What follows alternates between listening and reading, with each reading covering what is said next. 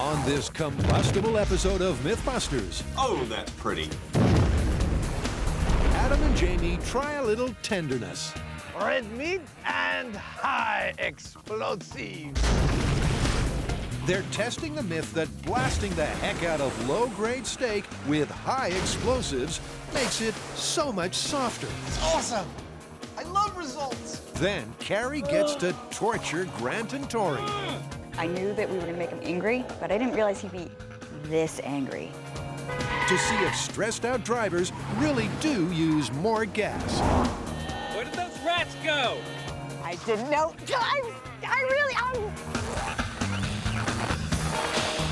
Who are the MythBusters? Adam Savage. Hail, people of Earth! And Jamie Heineman. Mush. Between them, more than 30 years of special effects experience. These things are always catching on fire. Joining them, Carrie Byron, I feel so sci-fi.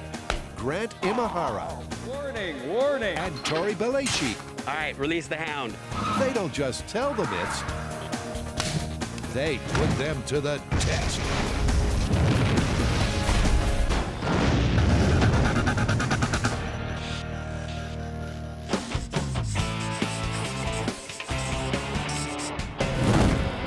Adam, I thought we talked about doing that while you were at work.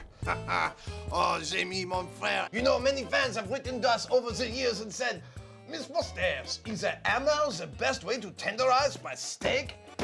Now, thanks to a viewer submission, we may have a new technique, for we might replace this avec this. The question we'll be answering is, can you tenderize a steak with explosives? Oh, it went out. Over the years, we've used explosives to answer all sorts of vital questions. Can they clear a clogged-up cement truck? Can they help cushion a fall? And can they make a surfable wave? Now it's time to open the fridge on combustible condiments.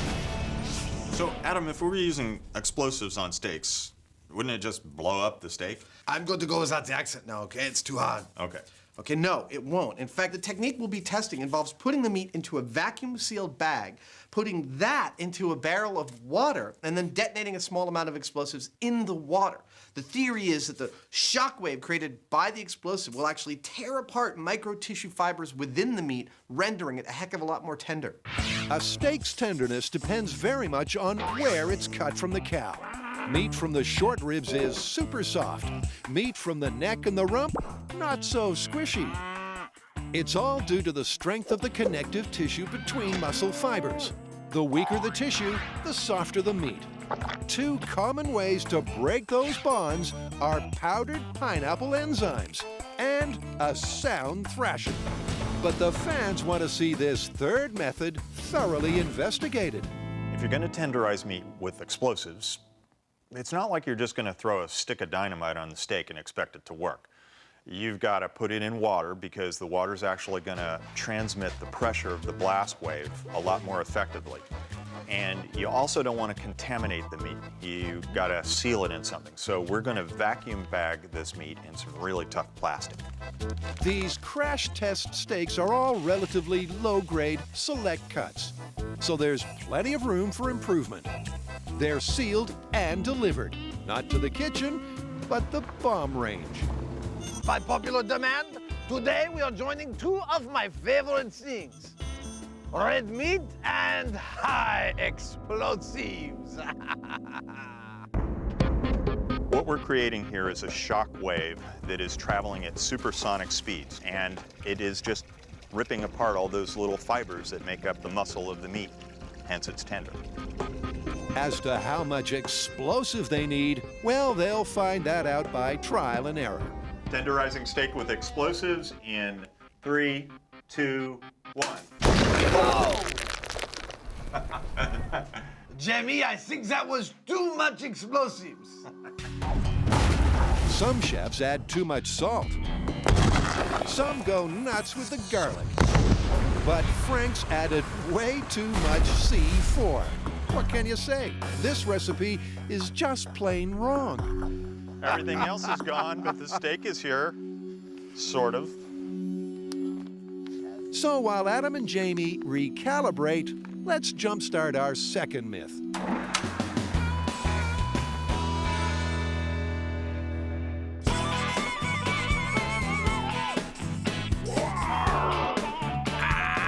Okay, I'm relaxed. But what does a shoulder massage have to do with fuel efficiency?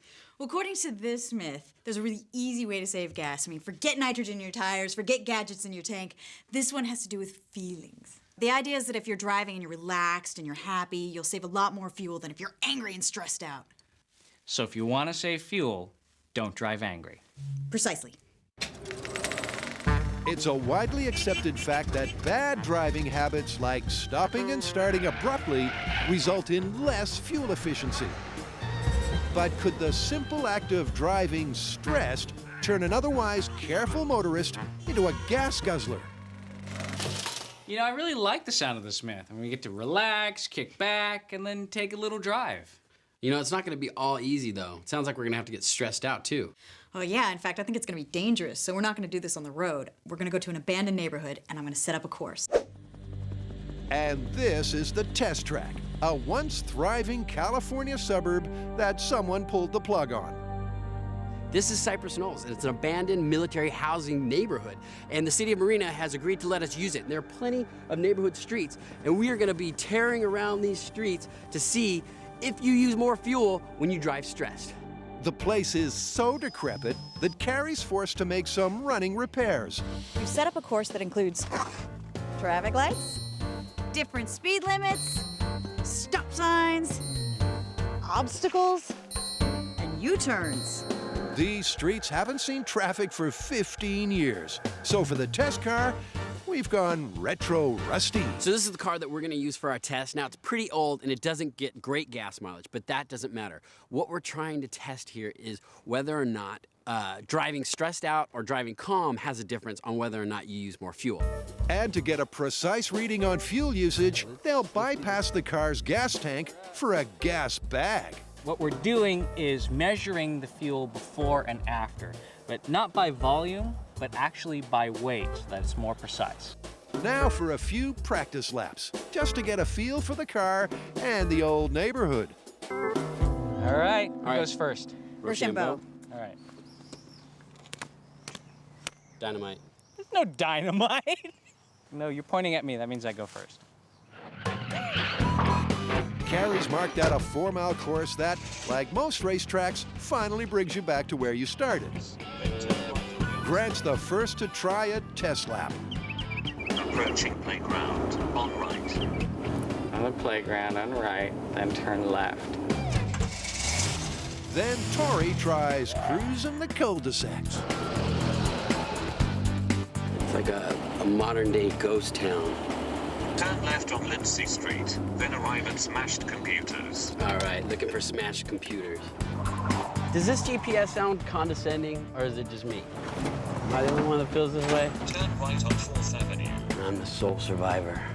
I'm searching for a lone survivor. Hopefully it's a female so I can start procreating. That's enough of that. Though it might surprise Tori to learn that a rather more wholesome fantasy awaits him just around the corner.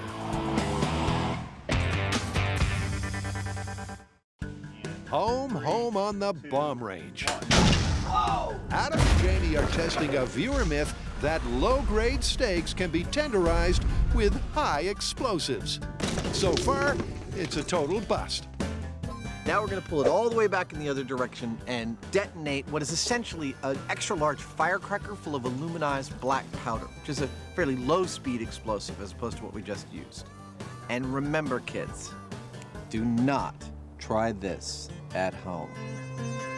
Barrels of water and low-velocity explosives might not sound like a good tenderization technique, but hey, it's worth a shot.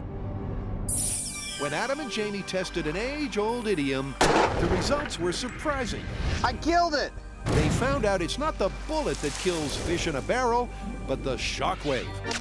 The question now is, can a similar shockwave rip through cow flesh and tenderize a steak?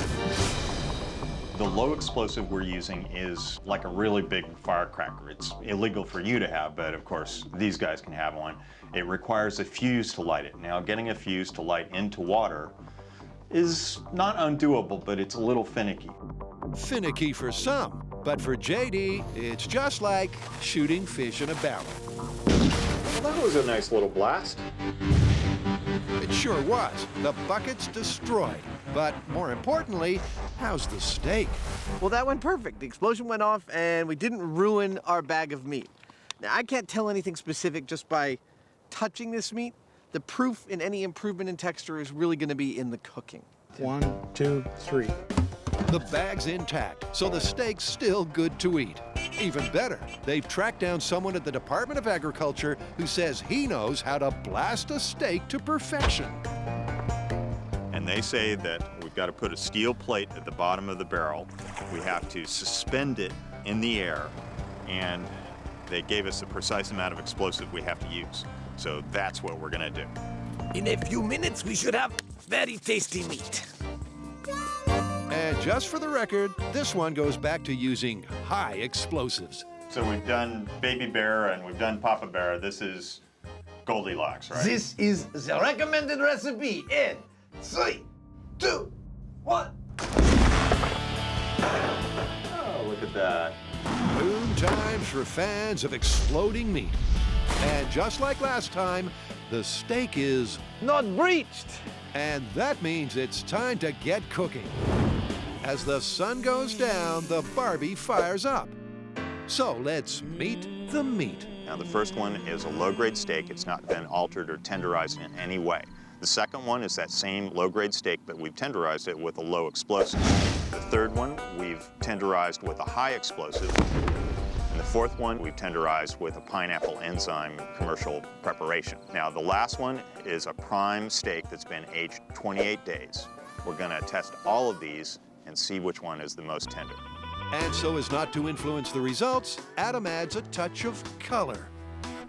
We have 5 different cuts of meat to cook and test. Each of those cuts of meat has been assigned a color which matches to these pans and our little taste test bowls here.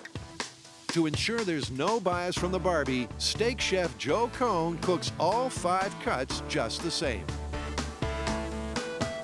And another celebrity chef has been invited to dine in the dirt. We're bringing in Ron Siegel, who's the chef at the Ritz-Carlton, and he was the only American ever to win the Japanese Iron Chef program. Ron, thanks for coming on to help us out. Thanks for coming out to the bomb range. Yeah, thank you. All right, where are those steaks? It turns out that Ron is double qualified to judge this contest. He began his professional life as a butcher. Gentlemen, we get 5 cuts of meat, and we are to rate them from the least tender to the most tender. It's all about tender. Let the chewing commence. Steak's good. Some of it is better than others.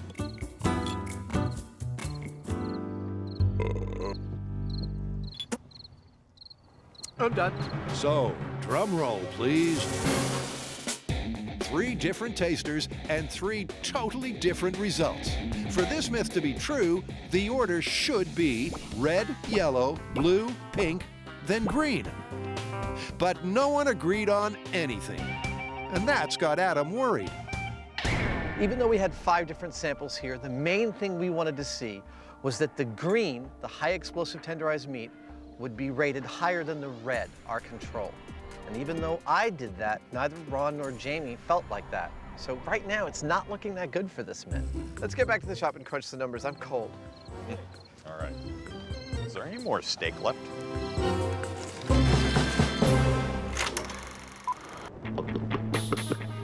Here's a few simple rules for safe driving. Don't do it drunk, distracted, or stressed. Aside from the danger, driving under duress might add to your fuel bill. And that's today's motoring myth. Later on, we'll try to redline Grant and Tori's stress levels. You suck!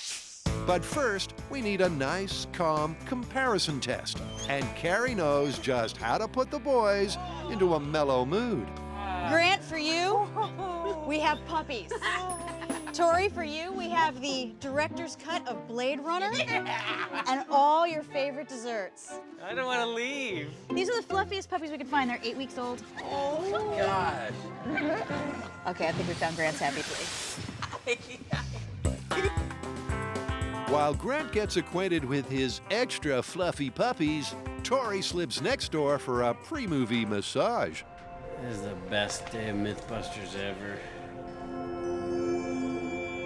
Now, we want that calm feeling to last throughout the test, so we're gonna cater to the senses. We're gonna have CD playing that has really soothing music. We're gonna have lavender scenting the car, and aromatherapists say that this is a calming smell. We're going to have a plush seat cover and steering wheel cover, so they have something nice to touch.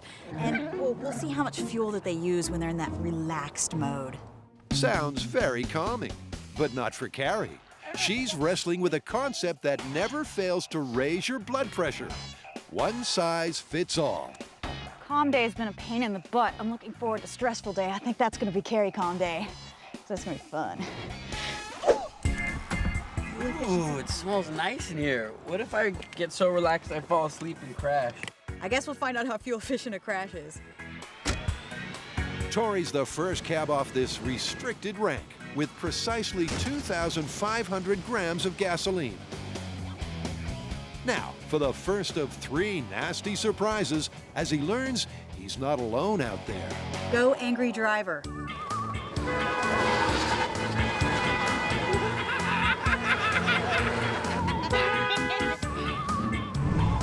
job, angry driver. Awesome. What's that guy's hurry? Woo! And good job, Tori. You'll notice he didn't respond with gunfire or rude gestures. But every man has his limitations. Cue, slow driver. Over. Oh, look at this guy. Trash can. Carrie's added these distractions to simulate a typically frustrating day on the road. He's overtaking the slow driver. Man, that was annoying. That doesn't seem very calm. Now, let's see the response to one very annoying pedestrian.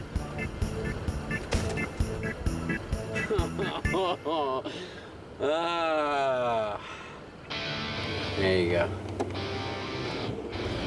The calm test is almost over. Now for that deliberately difficult parallel park.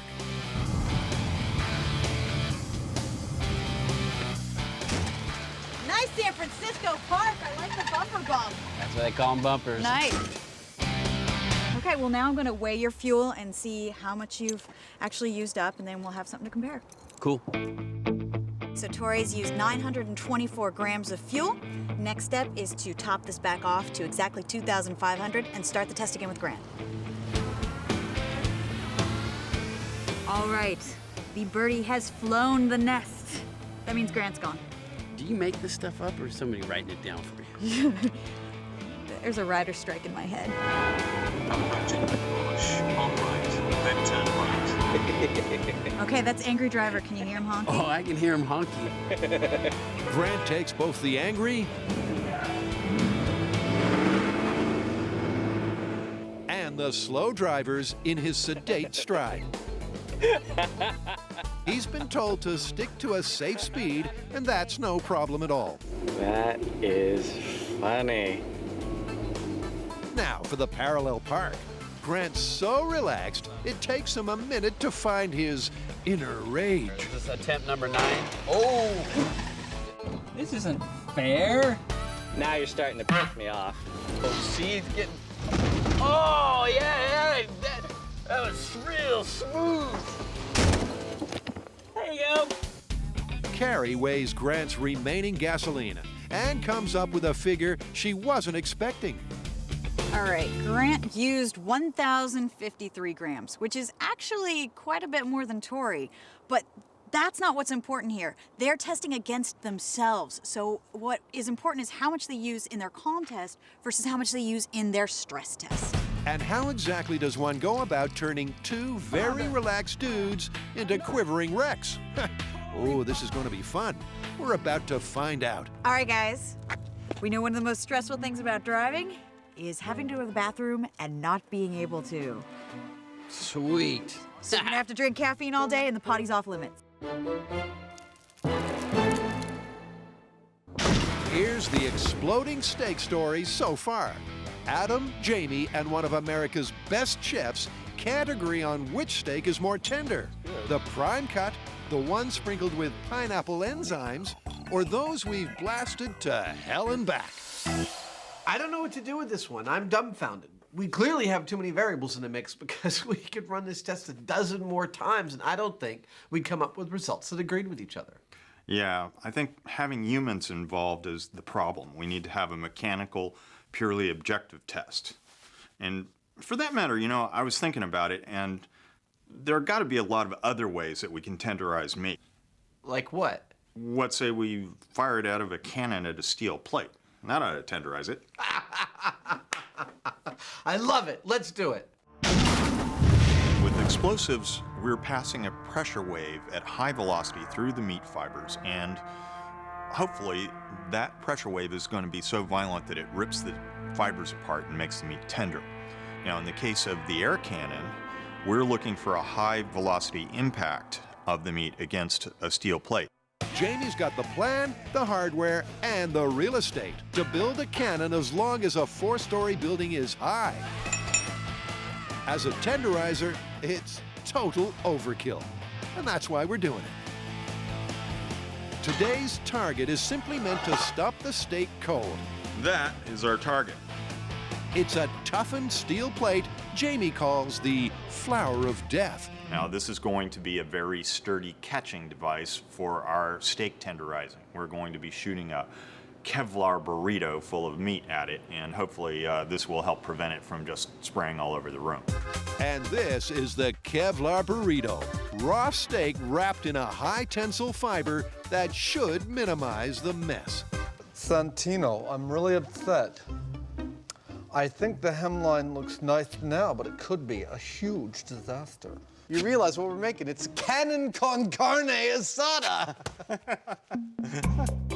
To get a fair comparison between unmodified meat and cannon con carne, Adam's cut each steak in two. One half gets blasted, and the other, control cut, doesn't. So your very rational question might be, why go through all the trouble to make every steak its own control? See the white parts here? That's marbleization. That's fat and connective tissue. Now, while a good portion of this makes the steak delicious, it also makes it inconsistent. That's why we're going steak to steak. Every single steak is tested against itself for evidence of improvement. That testing will eventually be done by a highly sophisticated machine that promises indisputable results. Meantime, we've got some steaks to shoot. The steaks are all prepared and properly labeled. The cannon is all together. We're now going to try and tenderize these with this. The only thing we need left is a plunger, some way to get the steaks from the business end all the way back to the propulsive end. I do need to figure out how to make a 40-foot long thing that is reliable. I could probably do it out of PVC and some duct tape. PVC and duct tape. How did we build the pyramids without them? Which brings to mind the history of the Savage family. We have been meat tenderizers to the Habsburgs, to Charlemagne, to Louis XIV. All right. The 4-cylinder air pressure charge is set, and Jamie estimates the potential velocity at over 400 miles per hour. Tenderizing meat when you're ready. In 3, 2, 1. Oh, shoot. What? Oh. Yeah, see, there's a piece of meat over there. And there's one over there. Yes, but is it tender? It ripped the Kevlar. I kind of thought that the Kevlar would hold on to it. I guess not. Thought wrong. Well, this is actually through the other side. There's your problem. Some meat-soaked Kevlar on the other side. This is only part of it. I'm missing some. I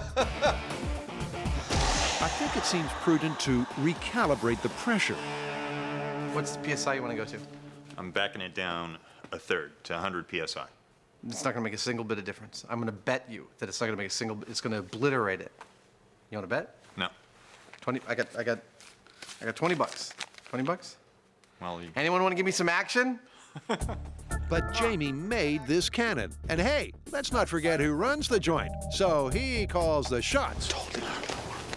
This time we're using 4 times the Kevlar. We've backed off the pressure about a third to 100 PSI. We'll see what happens. Firing in 3, 2, 1. Uh-oh. Well, there's the outer layer. That's hard on that thing. Here's the inner layer. Once again, this New York strip's been less tenderized than pulverized. But there is hope amongst the carnage. I think that's still a testable piece of meat. I would say so. Yeah, this is number 4. I'm going to cook this now. Finally, Adam has some useful cannon fodder to test against its unstressed twin. Here's its other half, unmodified. I'm going to cook both of these. Freeze them again, test them, and see if there's any improvement. First off, both cuts are cooked precisely. So the magic temperature here is 70 degrees Celsius. When it's 70 degrees at the middle of the steak, I've reached the USDA standard for cooking a steak for testing. Once they're cooked, the steaks need to be cooled to 4 degrees Celsius. Modified cooked. Here's another steak for you, Jamie. Adam needs more than one sample, and Jamie's happy to fill the order. Firing in 3, 2, 1. At 340 miles per hour, it looks like we finally found our range. It's totally intact. It's almost enough to inspire yet another change of career. I can see it now. I start a restaurant, it's Jamie's cannon-fired steak. You know, you place your order, and then a few seconds later, there's this big whoosh.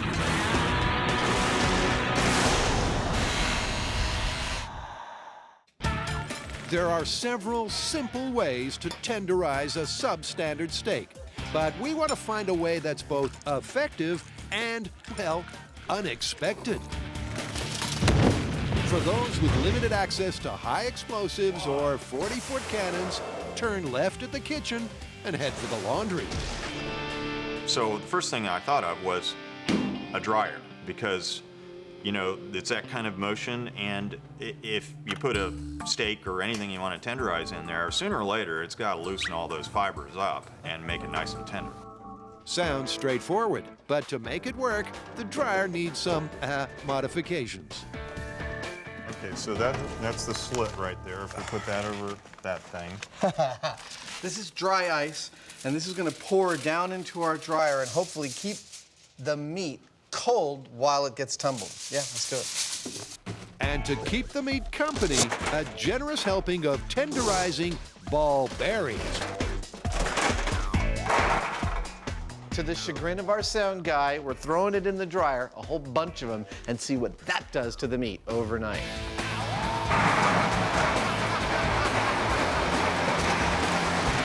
So far, my neighbors think it's cool to be next to the MythBusters. That could change.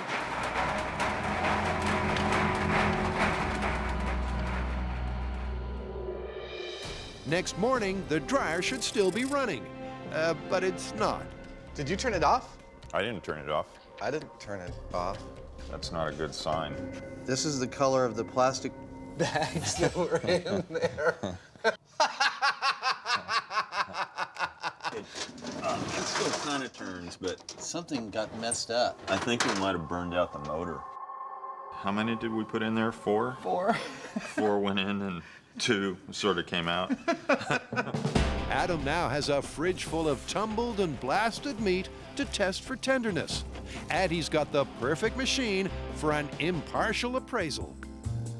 Starting from the bottom up, we've got a plate in here which the meat is placed on. It's got a slot in it exactly the width that the USDA specs the slot in their machine should be.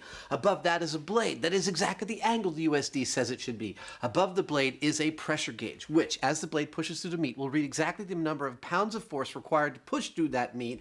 And what's pushing this down at a constant speed but a linear actuator, which I will power with a power supply. This is exactly the way the government tests the tenderness of meat. It ought to be good enough for us.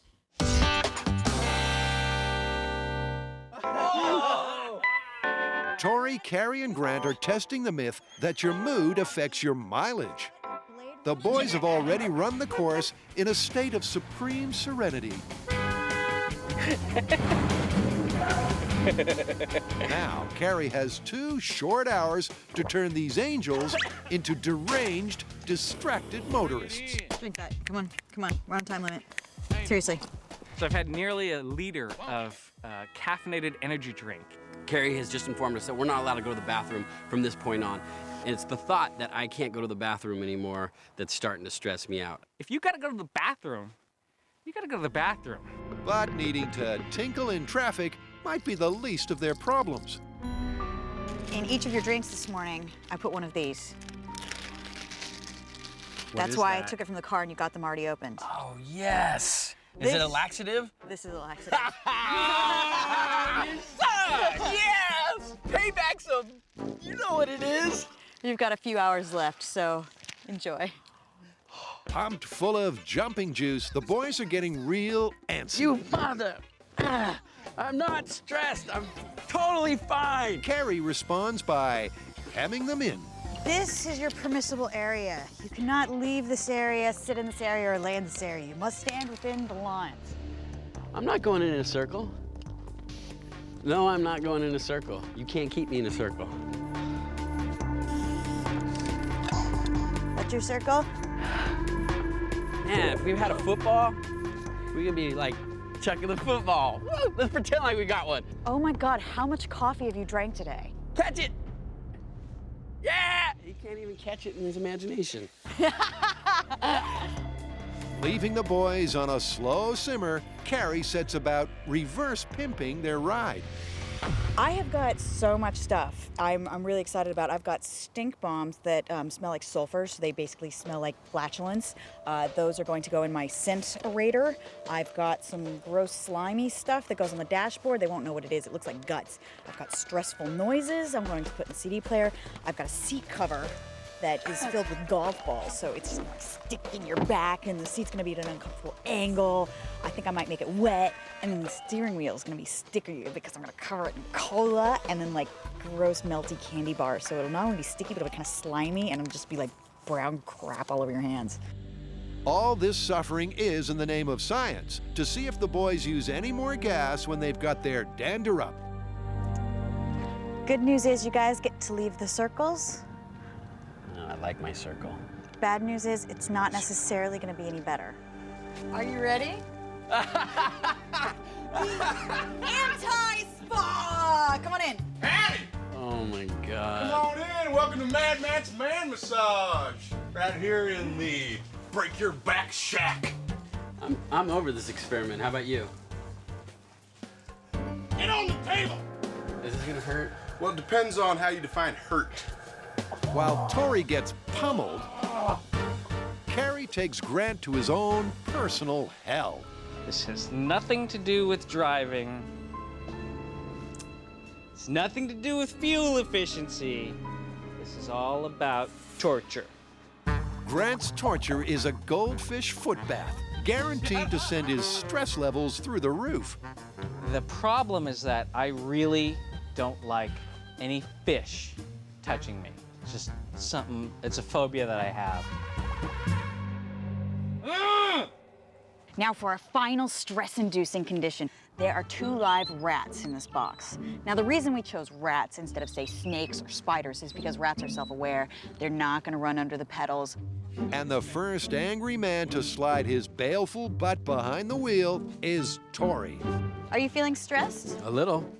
Are you feeling angry? Yeah. Carrie adds the rodents, and this stinking, sticky rat trap is ready to roll.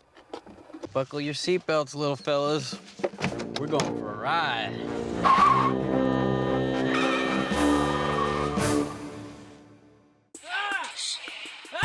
Grant and Tori have just suffered 2 hours of torture to see if stress really does make them drive more erratically and use more fuel.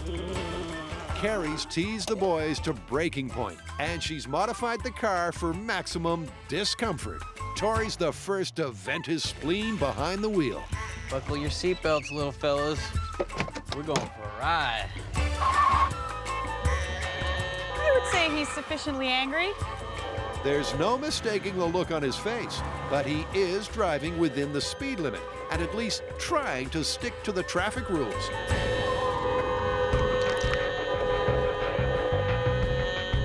Adding to his frustration, the racket from the CD means Tori can't hear the GPS. You're not talking to me. Tori's actually skipping the course. He's totally missed a turn, and now the slow driver gets burned off. You guys got me. Definitely did a great job. You know, I knew that we were gonna make him angry and stressed out, but I didn't realize he'd be this angry. Back on the HQ hilltop, they're all standing way back from the curb.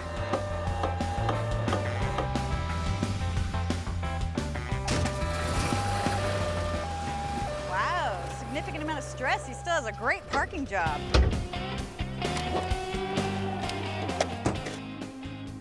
Well, I definitely saw a difference in the way I drove, calm versus stressed out. I just found myself all day kind of fighting the stress, trying not to let all this stuff get to me. But then at some point I realized, you know what, I need to let the stuff get to me in order for this to be a valid test. Okay, I think I can see just from the level that I think he's used more gas, but he did a third less of the course, which is kind of crazy. We got 1,089. You were so stressed out that you actually missed pretty much a third of the course. You went right by it. I did? Mm-hmm. You can't hear that GPS. You still used more gas. Are you serious? Shorter amount of time. Your crazy driving that made me fear for your life actually made you use about a third more gas. That is incredible. Time for Carrie to top up the tank and fetch Grant from the torture tent. How was the fish? Really sucky. Why are you walking funny? Might have to go to the bathroom. And you've got to figure that a man who gets spooked by ornamental fish will not be a rat lover. One more thing. There are 2 little live rats that are gonna go for the ride with you.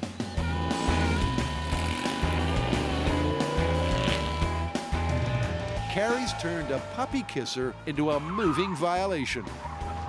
This time around, Grant's demeanor is less demure.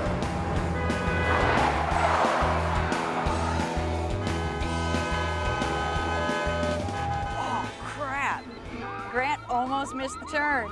Just like Tori, Grant finds himself accelerating and braking much harder this time around. And his steering's not nearly as smooth. Where did those rats go? Where did you go? Hey! Crosswalker in position. Crosswalker is ready.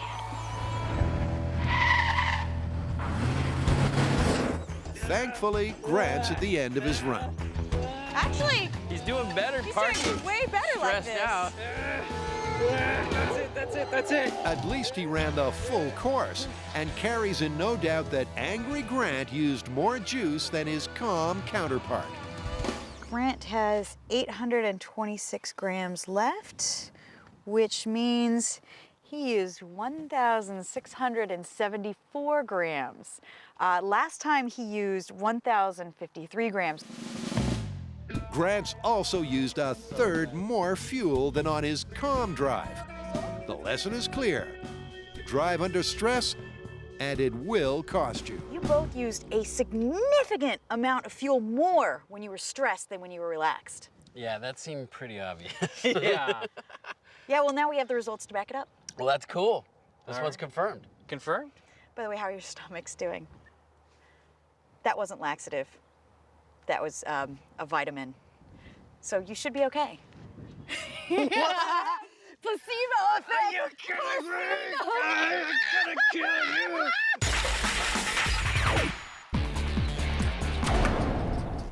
Number one. Number one. Back in our cowpoke kitchen, the boys are ready to test the cannon-fired meat for tenderness. Each steak from each test is numbered, so they can match those figures with the unblasted control halves. 2.5.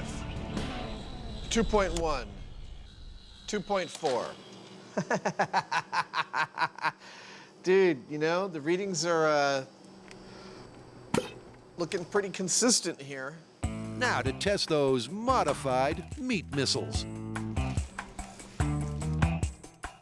Here's your moment of truth, Jamie. Air cannon testing. Yeah, nothing. 0.0. That could mean it's so tender it just fell apart, but let's try a second one.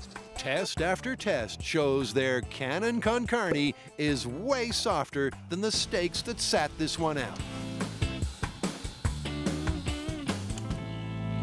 0.7. Dude, the averages are in. The controlled steaks were averaging a tenderness of about 1.33. The post-cannon-fired steaks averaged tenderness of about 0.4 pounds. That's pretty tender. There's a clear improvement. It just takes a 40-foot air cannon. Yeah, and about $50 worth of Kevlar. Now for that marbled mess that totaled the tumble dryer. All right, this is the ball bearings. And this steak, who knows what we're gonna get out of this. The very first slice sets the standard. 0. And that seems like an honest 0 to me, man. There's like nothing here. And that calls for one more reading. Total 0. It looks like it's falling apart in your hands, but it does still look like meat. It's not like it looks like hamburger. So this definitely showed some significant improvement, although the process itself also needs a little improvement. Steak in a dryer with ball bearings actually did really tenderize the meat. Of course, there were problems because it like tenderized the dryer itself and it fell apart. But, you know, if you get over that, you've got a tender steak. 2 positive results confirming that meat really does benefit from a bashing. Now that they found a reliable way to test for tenderness, it's back to the bomb range to bring this one home.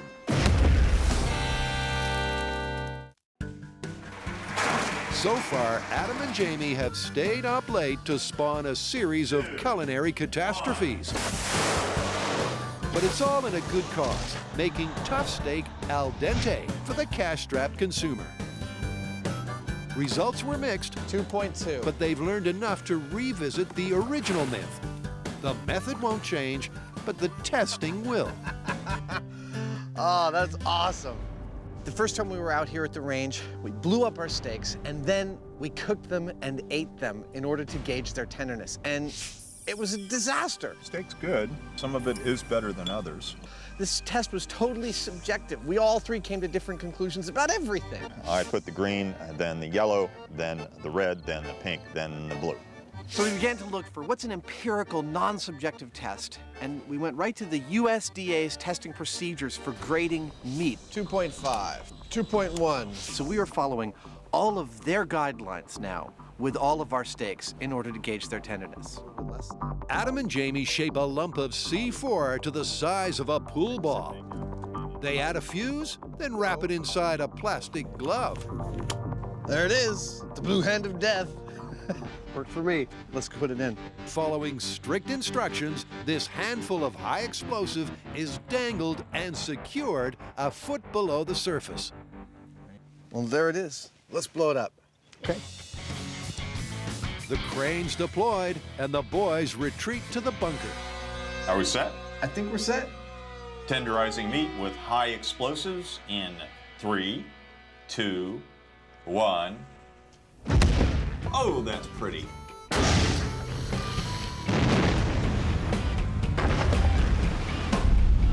We might have to look far and wide for our steaks.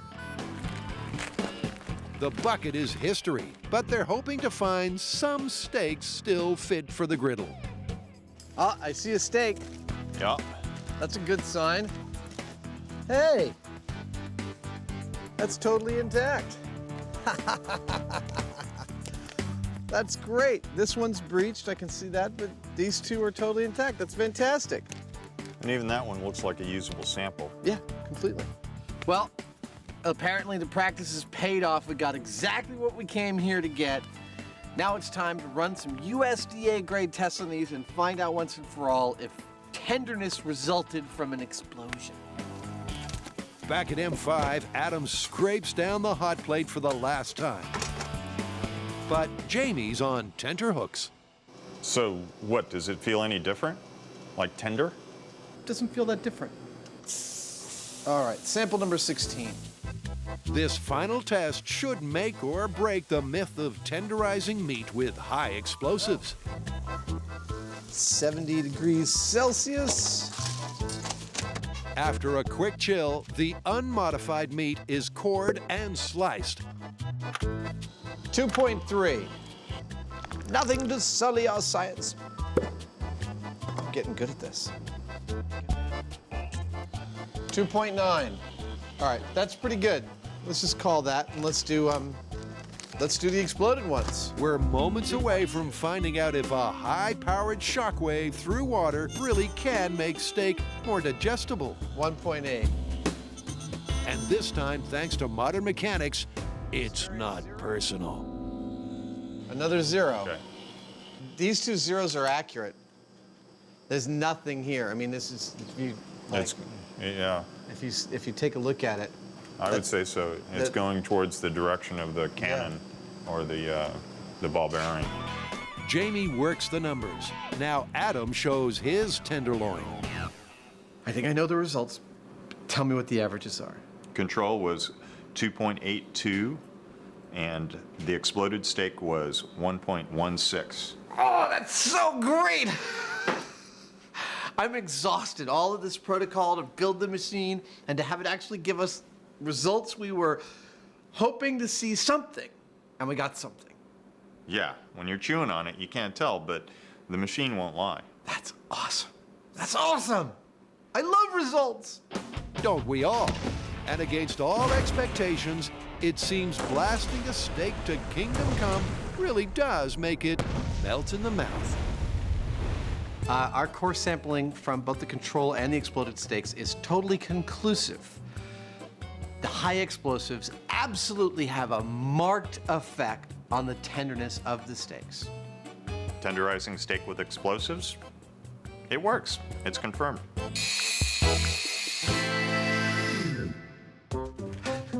Shh, I've only got about 30 seconds. I stole that. I've never actually worn this thing before, but here goes. What you may or may not know is that exploding steak came from an idea put up on the Discovery website. So if you got an idea, log on to discovery.com/mythbusters and we may just put it on the air.